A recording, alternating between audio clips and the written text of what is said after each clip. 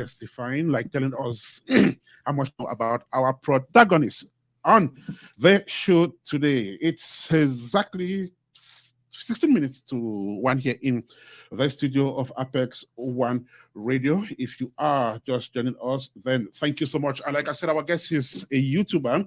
She is a content maker with scores of works, which you can always, log on and watch. Entertaining works, educative works, and of course, works that are highly informational in nature. Once again, thank you so much. So, Lua, I want to ask you this question. I know you are more active on YouTube than any social media handle. But before you became a YouTuber, had you been active on any of the other social media platforms? I was a little bit active on Facebook, and I'm still. Okay. Very personal stuff. I just shared, like everybody else. I just shared personal stuff, family stuff. But I think I've been on Facebook for over 10 years, like most of us, and slightly less present on Instagram. I had some Snapchat. I was really never big as such till the bug beat me. Yeah. Oh, that's interesting because I know that depending on what your content is and your target audience, people choose different social media handles to carry on the message they want to carry on and to make sure that the right people are getting this information. So you've mentioned Facebook around about 10 years or so. What about YouTube? This is where we find your content more. So how long have you been on YouTube? I have had a YouTube account for about 7 years, but I Oh, opened a YouTube account to produce content actually less than 2 years ago, a year and a half. I think in June it'll be 2 years already. Okay. It was in 2021 Okay. during partway through lockdown. And when you took that decision to come on YouTube and start producing content to dish out to the rest of the world, what was your motivation at that time? So there are two things that made me have a YouTube channel. The first was driven by demand, and I always say this and I laugh about it. I said, I did not really know what YouTube is. Very naive me saying this, but that's the truth. I took YouTube as an educational platform where I'll learn how to, where to, when to, right? So just search for stuff, how to cook achu, for example. I learned it on YouTube. And I just used it like a means to learn. I did not realize that they had a lot of entertainment, or what we call it educatement nowadays, where you educate people at the same time. So I learned that only after I'd been posting a few videos, and I realized that actually people don't want to know how to do stuff all the time. People just use YouTube as a form of entertainment. I clocked on that a bit late, but the main driver was I had always struggled with my weight. But when I say this, maybe it might not be so obvious because people think that my weight has been okay, but it's been the opposite. I've always been either very big today, very small tomorrow, and growing up, I was always chubby. So, but I managed to stay healthy, and it's just basically what I consume. And I've been helping a few people, like my mom was my first guinea pig almost 8 years ago. Yeah, she was a guinea pig, and it worked, to be fair. I sent her like a diet plan. was your lab rat? She was the lab rat, to make it nice, sound better. And most people kept saying, send me this recipe or help me to lose weight, and it worked. So I decided to actually have a YouTube channel to share that. That was the first thing. Okay, wow. And then the second one, just before I finish, was my son. We have a son who plays football, and a lot of football lovers, especially Cameroonians who are far away, family kept saying, share his progress. I want to watch him play. How do you juggle it? So it was more of Tristan's football and trying to lose weight. That's what made me open a YouTube channel. Wow. Hmm. That Someone who plays football, you trying to lose weight, some of the things that kind of motivated you to start a YouTube channel, which has turned out to be a successful adventure. Her name is Lua Fongod. She is the main protagonist in this edition of Apex Snapshots on Apex One Radio, the edition of February the 24th, 2023. We're live from the United States of America. And welcome on board if you are just joining us. My name is Ernest, and she is Blessing Akiko. right. So, Yeah. I love the fact that you did mention this personal experiences that caused the YouTube channel we now have today, which we are so happy that you started on this and are dishing out quite a lot. When we look at your channel, we notice that your topics cut across the board. Yes, your son was an inspiration, losing weight, coming up with the right diet for your viewers to help themselves has been a good push for you. However, these topics cut across the board. So, can we say that you have discovered a niche or a piece of interest, or are you directing these messages now in a whole different path? So, what could be your niche, or is it just general? So my so the under what underpins my channel is Yeah. adding value and making yourself the better version of yourself. So Okay. that is quite generic, but that Mhm. covers a lot. Looking healthy, looking fit, keeping healthy, and being healthy is getting yourself to a better version, right? Oh wow. Talk about money Mhm. quite a bit. I talk about habits, day-to-day habits. And Okay. I also, when I talk about my son, it's giving value because I can't really list the number of people who've gained from Mm. advice, especially parents who have kids abroad who are talented, don't know where to go to. Mm. Numerous and respond people's emails every minute about their kids, and that's giving value. So I mhm, think, although it might seem quite broad, I don't really like to just do videos all the time on, oh, I'm having fun. I might be having Yeah. fun and I'll put something there that adds mhm, value, maybe a meal I prepared or a decision Mhm. I made. So I just try to add value, but the main thing is my healthy eating journey, as well as just being a mom who multitasks. And that's Mm. something, again, we can all learn from. Not like I'm perfect, no, no, no, no. But at least, I juggle it. So just adding value, really. Personal improvement. Adding value, personal improvement. And of course, everybody out there would want to improve on a daily basis. They wouldn't just want to be stagnated, whether it is mentally, physically, financially, academically. Wherever we find ourselves, we want to see that we're growing. And that, of course, should be value if anyone wants to improve in these areas. Don't you think so, okay, of Ernest? course, growth is always valuable. Mm, And for you to grow, you need to change and adapt to changes that come that's right. your way. And like we mentioned earlier on, she really does it differently because she wants something valuable out of what she does. And we've spoken to a few people who consume her works, and they've all confirmed that her works do add value Yeah. to their lives. Her Yeah. name is Lua Fongod. She is our guest in today's edition of Snapshots on Apex One Radio. So, Lua, you're going to take a very short break, maybe 30 seconds, time for you to catch your breath. Then, when we come back, we'll delve into your videos. This is Apex One Radio. This is Snapshots.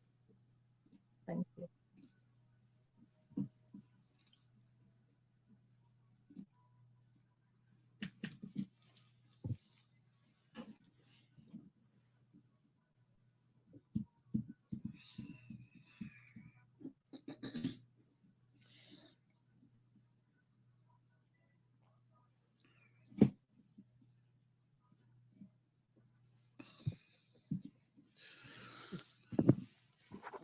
playing after time.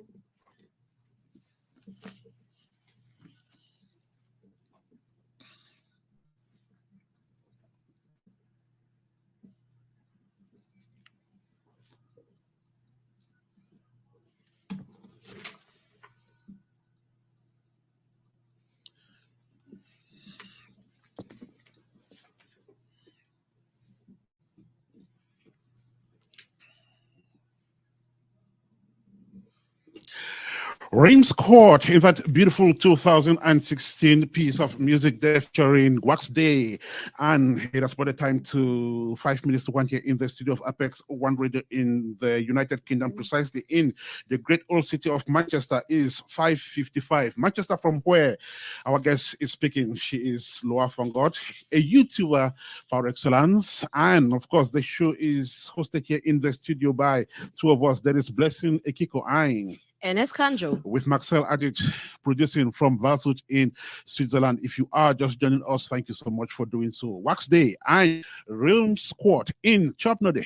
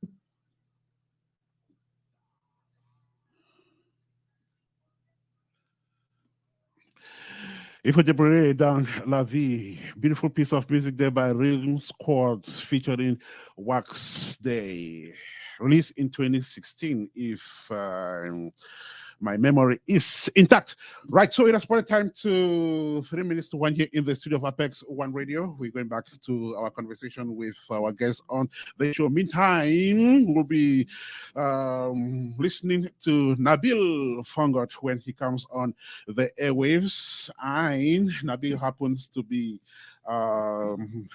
the sibling of our guest today. What a beautiful coincidence. Carol is also on standby in the United Kingdom, ready to tell us about her friend. And of course, May Petra will be joining us from Houston in Texas. But for now, let's find out from Lua what her videos really offer to our audience. Lua, welcome back. Hi. Right. So we when looking at your works, and we fell on this recent one, of course, the most recent, and there you were talking about the high value woman. And I looked through it critically, and this is what caught my attention. You said the woman who is considered as high value is not necessarily the one who's wealthy, who has money. So when thinking, I said, but you are speaking to a new world audience where people want to live flashy lives, people want to be wealthy. Like, I mean, what are you talking about? Can you throw more light on that? Funny that you went to that video. It's deliberate because I'm sure if you have a YouTube channel, you know that you have your demographics. You can see the demographics of those who watch your videos. Mm-hmm. And I think lately there are certain buzzwords that get used in either urban culture or young people. We talk that, they're very periodic. People talk about the real MVP, somebody who is like a key player. Talk about people who are like boss chicks, boss ladies. And then it just makes people feel like, oh, I want to be this person. But I talked about high value women because it's been used to characterize a modern woman recently. When I say Okay. recently, I mean over the past 3 years. Most people are like, are you a high value woman? Do you add value? It's so vague what it means. And I'm doing a series of leveling up in your 30s because I have learned a lot. And the way as I said before, is giving back, adding value. Yeah. And the things that I have learned, if I knew them then, if I watched videos like this, if I interacted, I would come out a lot better than I am now. And I can say that without feeling ashamed. And categorizing somebody as a high value woman, I initially thought it was about being a rich woman or somebody who looked very bougie, looked very pretty, and all that. And I did a Yeah. lot of research because I realized that all of that is in the mind. Okay. And I have grown to the point where I see beyond the physical, and I Yeah. look a lot about your mental well-being and how you feel about yourself. And that's why I said it's nothing to do with how much your bank balance is. It's how you're perceived, because that's how value is calculated. And how you're perceived is how you perceive yourself first. That's right. Right? So it's a very, very deep conversation that most people don't get. But It's if quite you do, you philosophical. do. And though I've not had a lot of views on that, I've had a lot of feedback personally to me saying it's reflected with people and it's always striving. I remember one lady writing to me and saying, do you mean that if I don't have self-confidence, if I don't have self-respect, if I don't have discipline, which is another big thing, I'm not. I said, no, you cannot have everything. Whatever you have, the main thing that you should do is value yourself high. And once you start having that confidence, people around you feel like they're like that. But discipline is a big one because young people lack discipline. Discipline. That's right. That makes a lot of sense. I love the fact that you just mentioned you have a young lady who will get to you and ask, does it mean if I don't do these, or if I don't have self-esteem or self-confidence, does that definitely mean that I'm not one of those on this spectrum you're talking about? Would you say that this is one of the major misconceptions that you were trying to break? Because you see it and think about it yourself, but did you see that other people were having that kind of misconception? That's what prompted you to do this specific video? Absolutely. And I spend my time watching a lot of inspirational and educational videos on YouTube. I can just be getting all my day and I have it in my ear. And I Google half the time because I think, oh my God, that sounds like me. And then I gather all of this with my life experience and I spit it back, right? Wow. Spit it back with a lot more certainty because I am always on the hot seat. And if you ask me, and I mentioned the video, if you ask me first, what do I rate myself in every aspect? I'm not being arrogant, but I'll rate myself really high. Not only in my looks, like I always say, or in my mental capacity, because I might not be better than the next person. But I think I am. I think I'm all that. So once you start having that kind of mindset, you move away from always feeling like you're empty. Yeah. Feel like you're abundant. Feel like you're great. And I think once you start feeling that way, you act it, and then it comes. That's right. Another characteristic of you would even be able to people declare it just like you just did, because if you see yourself as empty, there is no way you're going to dish out or declare out of a place of abundance, because you always see lack. You always feel like this place is I'm not in the right place. I'm not supposed to have this. And personally, I kind of think that this is why some people think they are not worthy of certain breakthroughs, opportunities, partners, friends, all because the mindset already is lacking somewhere, so they can't manifest it. Wow, that's a good one. That's a good one indeed. And her name is Lua Fongod. She is the protagonist on the show today. So, like I said, this is your most recent upload, talking about the high value woman.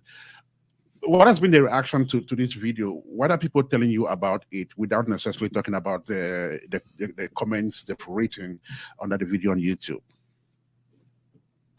The thing is, the thing about most of my videos is people feel better contacting me, people who know me. Instead of putting comments, they always, if you know me, they write to me on Instagram, or they write to me and say, oh, this was good. I always have negative. The thing is, if you don't have negative feedback, you're not doing anything. That's right. Mhm. There are people who will always have something negative to say. But in this instance, I know somebody actually asked me if I knew a coach. That was a strange request. Mm. She said she felt like she has to work on herself. Some people have these things natural. Some people are just naturally more confident, right? Some people just naturally are more disciplined. Maybe the DNAs are that way. Others have to work harder. And I even mentioned about continuous improvement, Mhm. how you need to be better. Like I feel like I don't stop. It could be looked at as being ungrateful, but I feel like I carry on wanting to be better. And I mentioned coaching. I said, if you think that you might be lacking, do something. The lady said to me, you've said all of this. I don't have any of that. I'm not married. And she went straight to the relationships. And I said to her, I said, the reason why you want to be a woman of high values, because you don't need anybody to make you feel like you need to be in a box. You just need to be happy and add value, and then you attract the right people like the light. So I've had mixed feedback, like I always do my videos, but I think that video is one that if you watch, is one of my, I think, most valuable videos I've done recently. It's only about 3 days old. That's Wow. great content. We love the fact that you're always bringing value to the table, and that's what actually makes you a high Right. value woman. When Correct. you bring value. So we are happy we have a high value woman in the house. Oh, we have two. Of course. Let's miss one. Okay, Yes. so I believe that people who are already watching right now are more like, okay, I think I need to up my game so I can actually be this high value woman and not just be a bossy lady. Mhm. I think boss lady doesn't mean bossy. Boss lady just means the woman who is courageous enough to do stuff for herself. Yes. I mean, responsible. It's always and is able attributed to businesses and money as opposed to personality traits. Oh yeah, that's true. That's true. Yeah, it's always attributed to being a high flyer. But I think women of value, high value women are a housewife sometimes. You don't have to have a high bank balance. I just feel like it's that woman who can strike a balance everywhere. It's a mindset thing. Correct. Okay, so recently you also had a video that went up and it had to do with friendships in your 30s. Friendships in your 30s. Why the attention on 30s? Why didn't you say friendships in your 20s or friendships in your 40s? Why 30s? Beautiful question. Because I think 20-year-olds will not listen to me. Because when you're 20, these things don't interest you. And I always try to put myself when I was there. I thought I knew it. When you're younger, you think you know more than you actually do.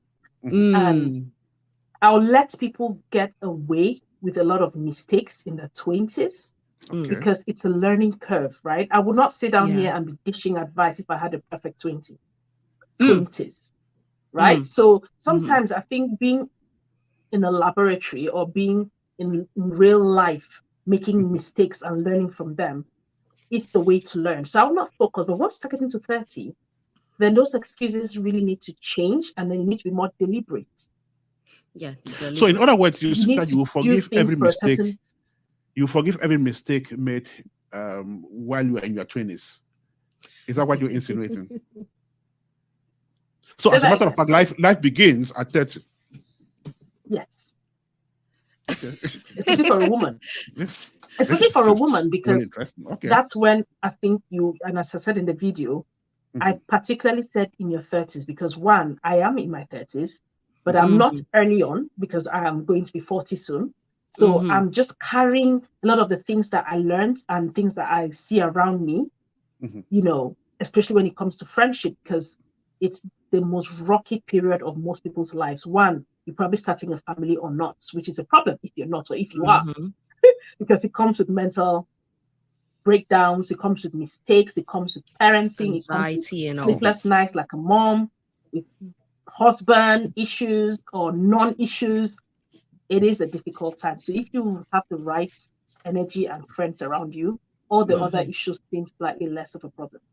Yeah. Beautiful. And this is not to say that in your 20s, because there are some deliberate people in their 20s who have actually achieved a whole lot. Yep. And there are also others who have lost it along the way. So just so our viewers are not taking this out of context, in your 20s, you are permitted to be deliberate so that you can get things right. But just in case you weren't and you missed it back then, that's why we have this for you in your 30s, so that you can strike that balance and pick up again. It caught my attention because I was like, I'm in my 30s, so okay, let's see, how does this go?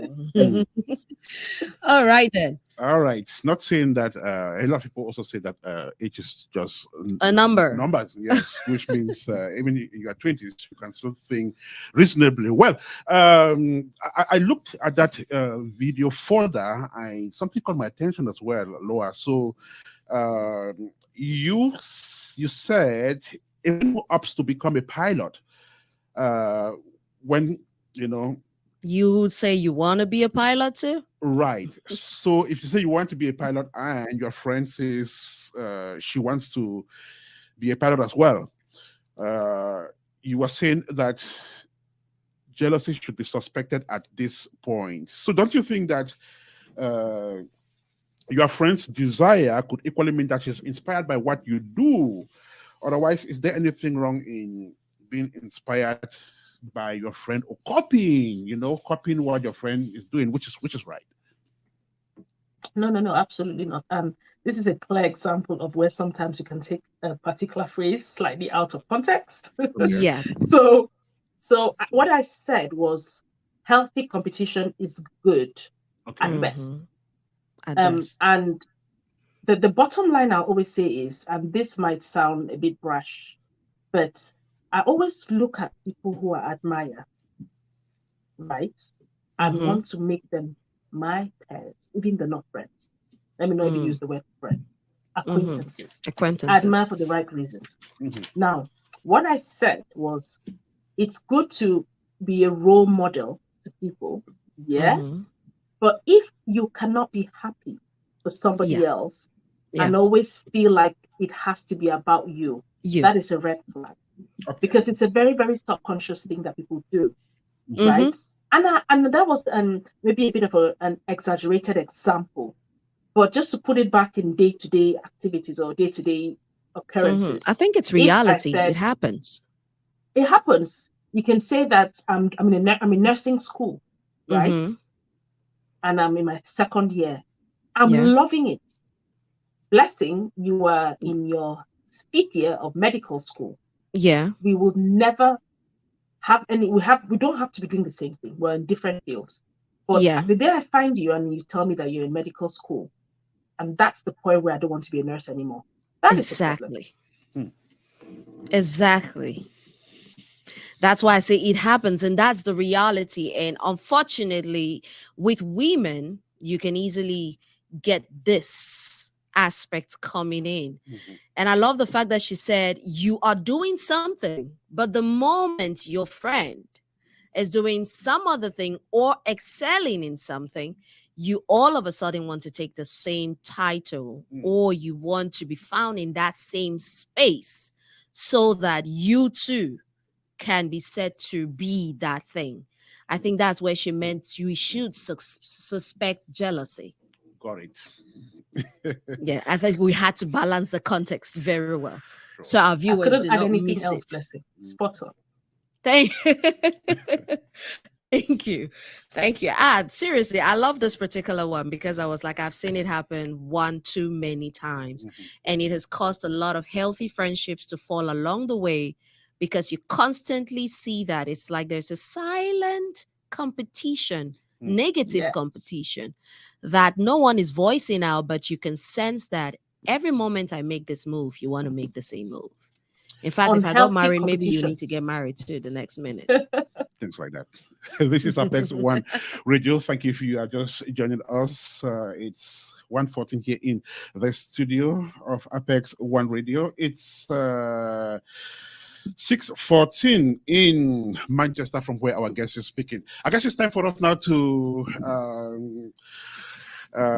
take a break, not with music, but with yet another guest who will be telling us what he knows about our protagonist today. Nabil Fongod has been on standby in Douala, and like we announced earlier on, he will be here live to talk about our guest, who incidentally is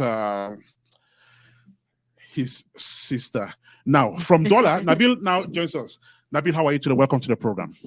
Hey, I'm fine. Thank you. It's a pleasure to be back here. I know. Yeah, we love having you here. It's always a pleasure when we have you on the airway. Always. So before we write on, how is everything going? How is business? Pretty good. It's a good year. It's going to be a great year. It is. It's amazing since we already know that Nabil is the sibling to our protagonist. We can't even go asking him how long have you known her. It should be all his life. Of course, of course. But the question we'll probably ask him, which I deliberately do not ask Lua, is Nabil the elder one or he's the younger one? So Nabil, you tell us. It's something that we always like to play around with. We'll start by asking you guys what you think. Okay, Yeah. let me look. Let me see. Nabil, Lua. Nabil looks. Nabil, it looks like the beards have like it's cuss, and he keeps touching it like that's what he's trying to use to intimidate us. But I think it could be the younger, because the younger ones always have that, air, So that's my younger. I think sister. He's the older one. Anyway, it's a good thing we are on different ends here. So please tell us so we know who takes the cup. All right. Well, this one I have to give it to Ennis because, you're right. But we always say we're twins because there's 1 year, 4 months difference between both of us. So it's like twins, and like women always grow fast. So Laura is like my elder sister. I don't even worry about that because mentally and the power that she has and the force that she has and the position she also has in the family, it's like she's like my mom. So she's like. Yeah, I don't mind. You can push it wherever. That's beautiful. Tell us about when both of you were growing up, and because there's this fighting between siblings, and so just tell us about. Take us back to those years as infants. It's very strange though when we was growing up, because Lua is really a woman of value, a lady of valor. Because she's always grown up with certain values that were not necessarily things we accepted or were okay with growing up, But Lua would tell on you because she was not because she she was just trying to snitch, but she would tell on you because I think she's like she cared about you. So if you're gonna do something that she's probably scared that you could get it's going to be trouble detrimental or you could get hurt, she's going to she'll tell on you so that it doesn't happen, so it can stop you from happening. But growing up, she was the only girl. So you have to understand that she's really tough as nails. She has 2 elder brothers that are a handful. You understand? And she always stood up to us. Even physically, don't try her. Yeah, she'll whoop your ass. Wow. Okay, that's a good one. Okay. Ernest moved on his seat like, wait a minute, I didn't know that part. I know. Yeah. Wow. She was always, she grew up with all of us, and she was never, like I said, the age distance is really not much. Not that wide, yeah. So it was like twins, it was like twins. And like I said, females they develop mentally a lot faster in so many ways. So she was always but she's always been a very strong one. She's a very tough one. Wow. That's a love. I know one thing I gossiped about, when I was off mic with Lua, is that you guys come from a family that is gifted. Like everyone in the family is talented. You are not only a great radio personality, you have also done music, you've been in movies, you do virtually everything that requires some talent and skills. She is talented as well. I've had the opportunity to interact with your cousins, including Roderick Numia, who works with me on Apex One Radio. Very talented people. So where is I mean, where's all of this coming from? Is it just some kind of blessing? Or? Is it a matter of the fruit does not fall far from the tree? But I think it's a combination of a lot of things too. Because if you look at from my father's side, even when I go into the movie industry in Cameroon, a lot of people talk to me about Stanley Fongod, who's my uncle from my father's side, who is very prominent in the entertainment industry as far as movies is concerned. And also in the movie industry in Cameroon, a lot of veterans always talk to me about my uncle, who is my mom's brother, Vaid Ashu, who was one of the very first cinematographers in Cameroon, you know, and who's done a whole lot of great stuff. So talking about falling far from the street, that is the first thought. I think secondly, also for our nuclear family, you know, my parents gave us the opportunity to be creative, and I think I really definitely have to give them the credit for that. Because when I look at the way other homes, like people raise their kids, there was not so much room for that. I remember growing up, I've always wanted to be an actor, like she can testify. And even though, you know, they had a lot to say about it, they didn't kill my dreams. And something that I've seen way too many times, like you have a child who's not yet 10 years old. I was speaking about trying to be an actor, even though they're like, yeah, you have to go to school, you have to do this, you know, but they still encouraged me in that. And some other times they're just like, no, you have to kill that dream. Don't even think about it. You have to do this, you have to do this. And I think if they put that state of mind in us, if they instill that in us, we probably would not have, I'll not probably be able to do what I do today. And also even spills out to my sister who, you know, my sister is a perfect example of what our parents wanted us to be. She went to a school, a university, she's married, she has her kids, she's cooking food, living in the house. And then the craziest thing about it is that same freedom that we grew up with that led us to be creative is prophesying in her today. And just before it's a few minutes ago, when this interview was going on, I thought about it for a minute, like, wow, this is the first time that she's sitting on my seat. And I started saying, wow, there's a lot of talent going on here. Please don't forget the next generation. Tristan, the football player. Do you understand what I'm saying? My daughter, she's going to be 18 next month, and she's been sending me dance videos. She's in dance classes. My little child that's 4 is an actress. Actually, just, you know, so I think that we have been able to grow on that. And remember, Lua, growing up, in Nigeria, there's always light shortage. There's always been light shortage. And I remember in the nights when there'll be no lights in the house, we'll put candles and 3 of us will come together and we will make a drama, prepare a drama, a play, and then we'll present it to my parents. Oh, wow. So you had your own cinema hall at home? Yeah, they will actually sit down and, you know, we'll prepare a stage and then there will be our audience and then we'll plan everything and start it and finish it and bow down. We did so many things. I remember sometimes we play animals, like, you know, this animal, and we acted like that. You know, it's so great knowing that you have parents who are supportive, like they can see that this is who my child can become and wants to become. But of course, these are the results we're seeing. These are the results. So it goes without saying that parents out there should be more alert toward this.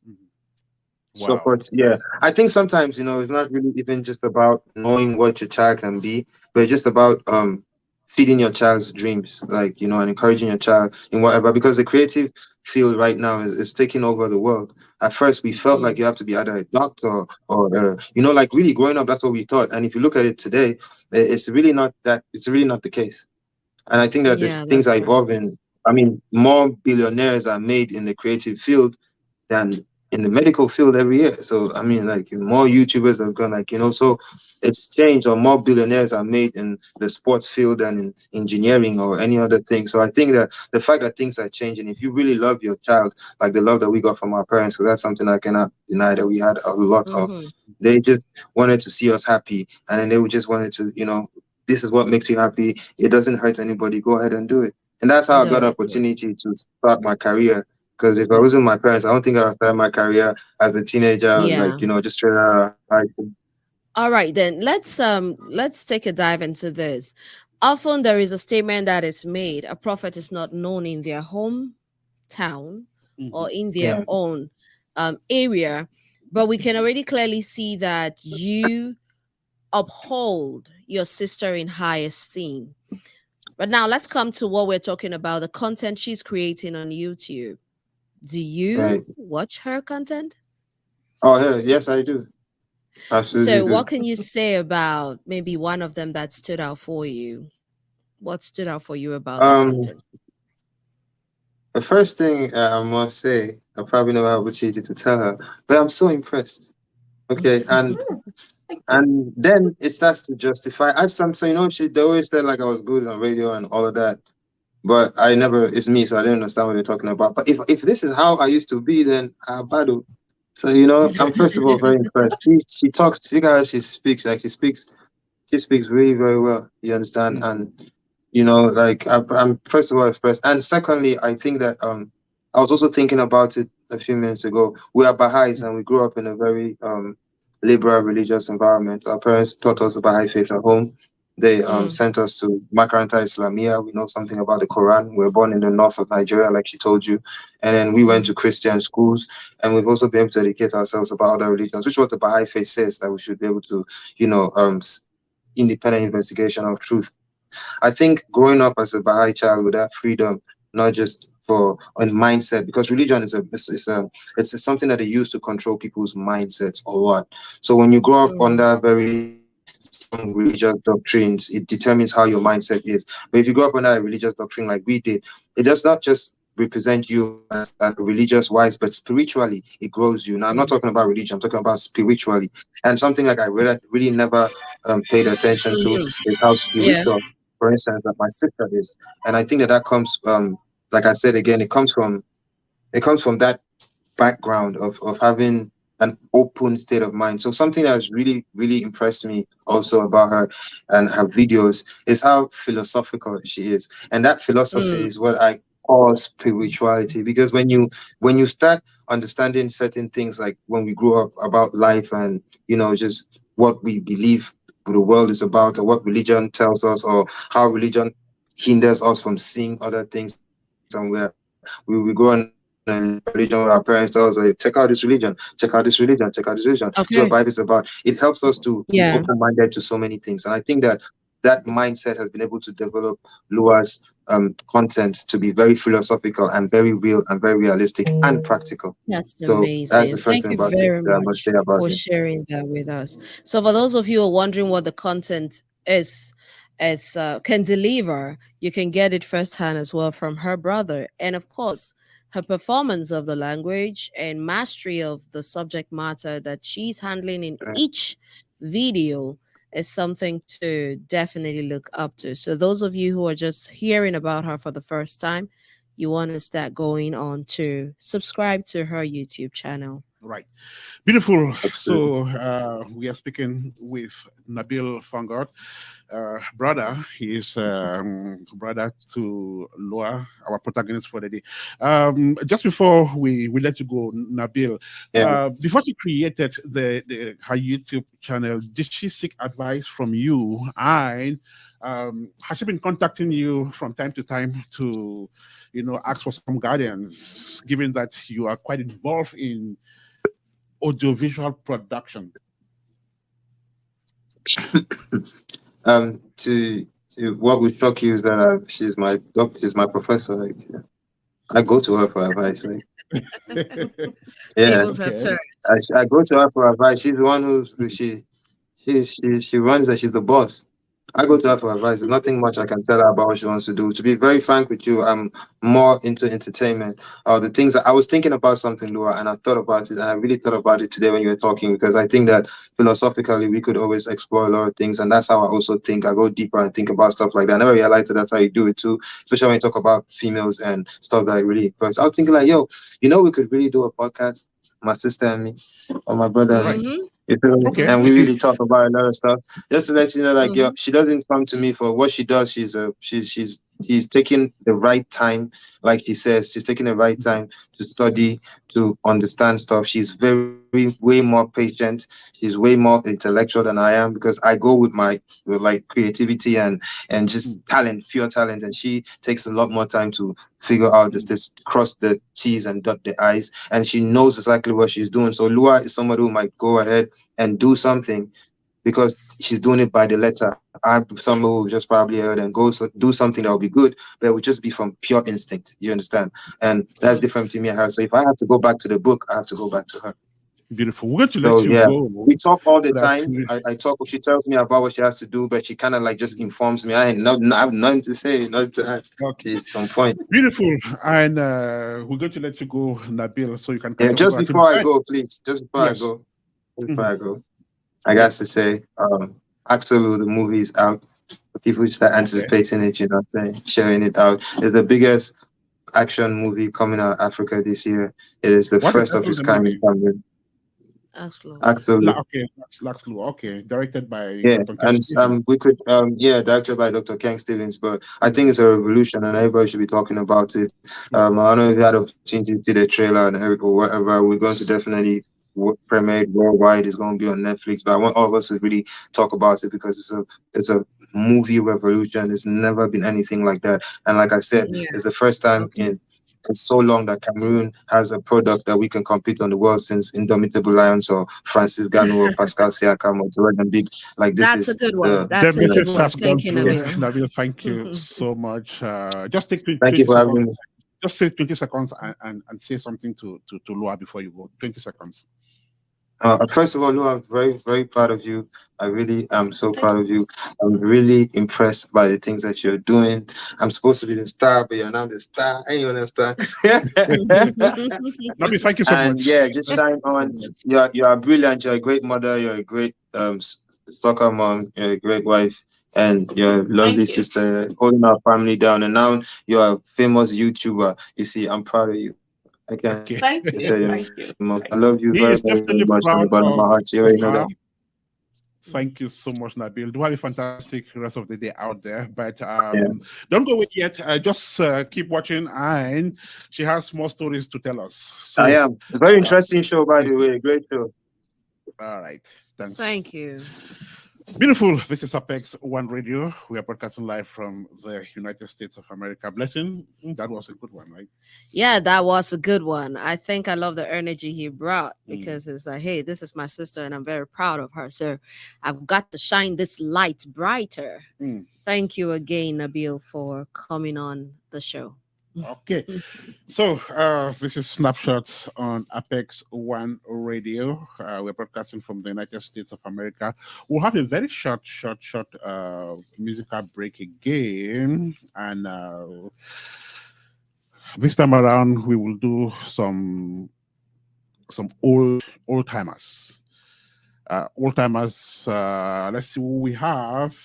Maybe Jackie Bio in Ewusu, and we'll be right back with you. Don't go away.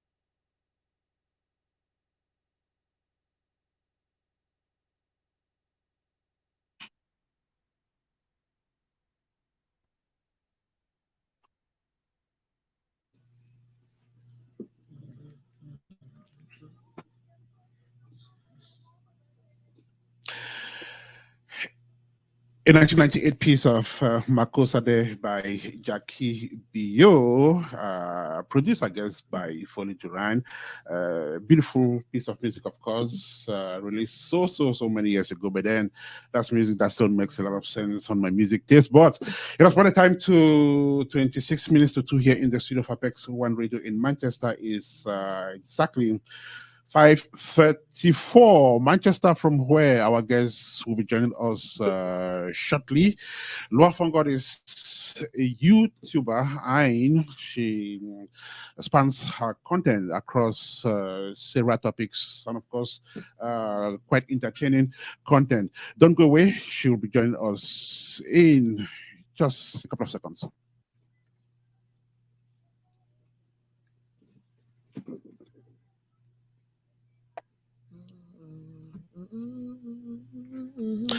Meantime, thank you so much. If you are just joining the show, Christiana Tellen, you are in Finland. Thank you for your time. Achua Teresa, you are in Columbus, Ohio. Thank you for your time. Now, our guest joins us once again from Manchester. Welcome back, Lua. Thank you. Yeah. I saw the smiles you had there when we had Nabil speaking. At some point, you laughed off and you were like, okay. So I'm sure you are also so proud of your brother. Yeah, I am. And it's funny that it was coincidence. I don't think Ernest knew that we were siblings when when he contacted me completely separate. I don't really like to piggyback behind my brother. Yeah. Because Nabil is quite known. He's been in entertainment for 20 odd years. So it was just coincident. I said to my brother, oh, I know Nabil. I said, he asked my brother. So it was good to be independent. Yes. You were making your own name and not hiding under him, but of course, still working together. That's amazing. All right, then let's come back to your YouTube channel and some of the content that you have been putting up. That's over a year ago. You had loads of content on weight loss, like you mentioned earlier. And you said it might not look like it, but you were battling with this aspect of weight gain. And you even had gotten to a point where you were outgrowing your clothes. And it seemed like the clock was ticking on you and it was affecting your mental state of mind and all. Now, do you think that women out there face this particular problem? That is why they pay so much attention on weight loss, weight gain, and one of the reasons why they're fighting tooth and nail to just keep fit, and even if it goes beyond what they can handle. Oh, absolutely. I think there's two angles to this, and I mentioned this in one of my first videos, which was actually my first sit-down video ever on weight loss. And I talked about the influence of social media and perfection. It has every woman looks perfect. I'm not saying they're perfect.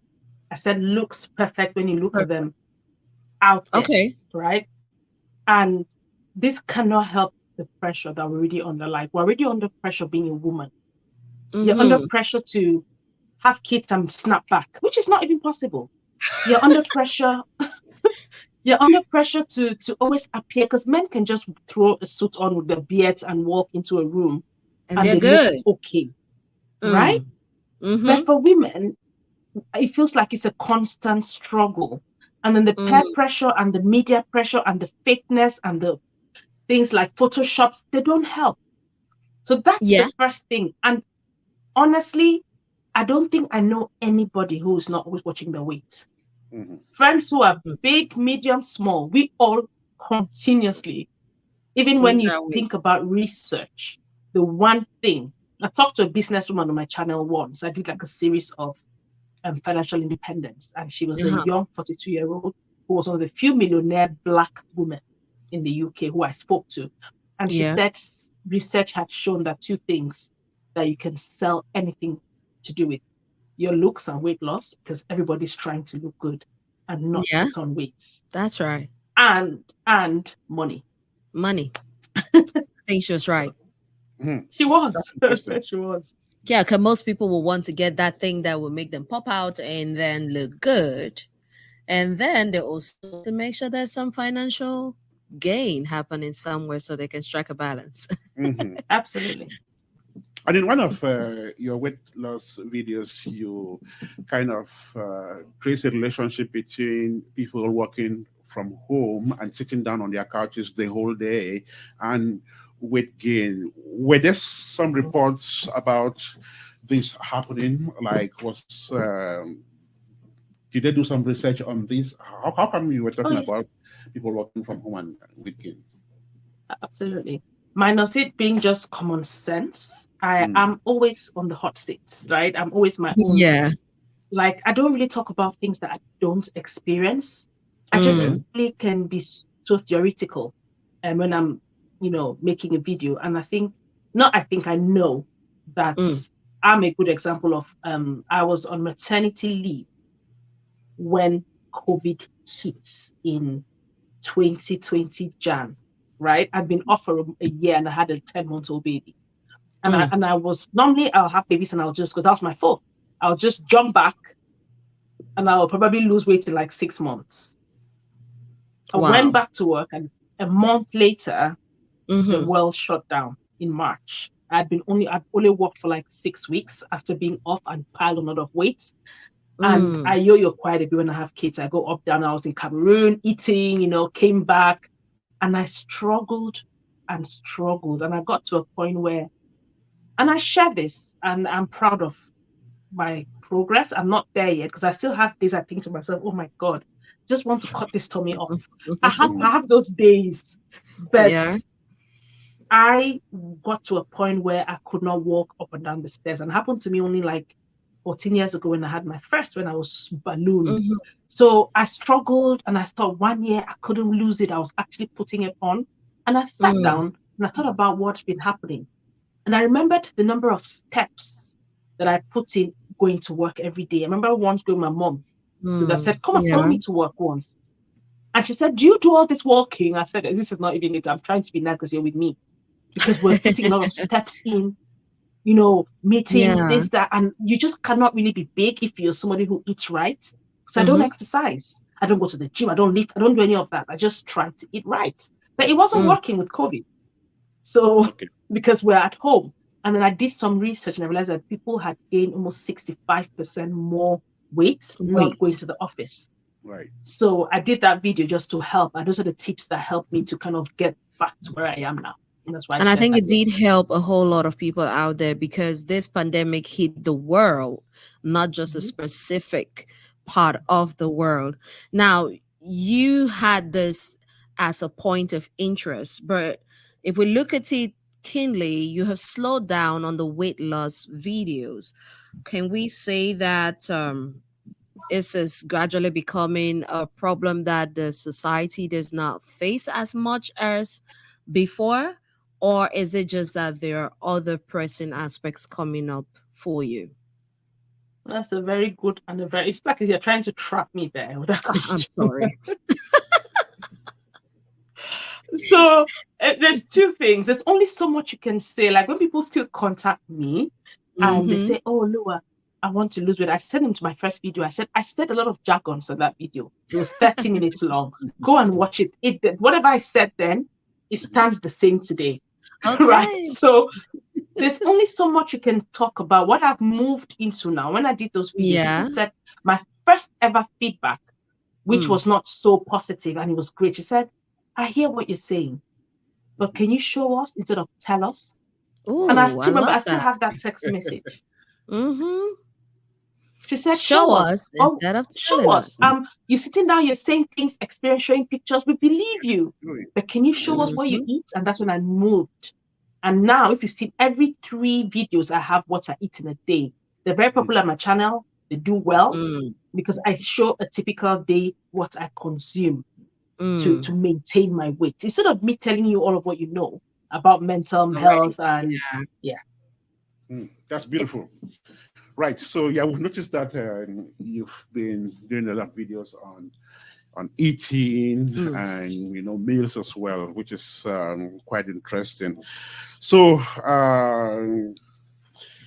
tell me, still talking about videos on food, like when you go to YouTube, there are scores of videos and documentaries on food. I even watched one, there's this documentary series which I watched of this food tourist who travels across the world only eating food, which is quite interesting. How do you make your own videos different from others? I think the first thing I try to do is I don't have any sort of diet that I don't have any cuisine. Let me use the word cuisine, not diets. Mhm. Because a lot of the videos that I've